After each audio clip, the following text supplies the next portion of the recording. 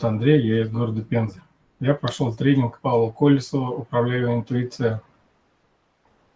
Самогипноз 2». Я вам хочу сказать следующее, что у меня всегда было в жизни, хотелось найти то, что помогало бы мне в принятии решений, в таких как просто вот простой выбор «да-нет». И я всегда сталкивался, ждал все равно ответ какое-то время, какой-то вот сделать так или сделать это.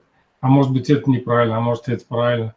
А когда я прошел тренинг, самогипноз, здесь получилось так, что ощущения, которые, то есть ты сам находишь в себе правильный ответ, как бы договариваясь с своим подсознанием, с ним общаясь, с ним дружить, получается. И ты, получается, как вот со своим личным другом, с хорошим другом, ты всегда спрашиваешь и всегда получаешь ответ.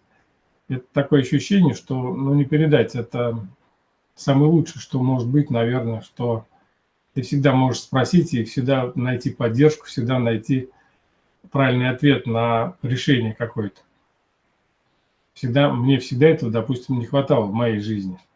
И я думаю, что у каждого, кто, где-либо это, или просто по жизни, или в бизнесе, или где-то вот в жизни, где в какие-то вопросы нам жизнь задает, и мы должны на этот вопрос найти какой-то правильный ответ, а не такой, который будем делать, и потом, да, вот зачем я это сделал, а почему это я сделал. Короче, я вам желаю пойти самим тоже на курс и проверить на себе. Вот так.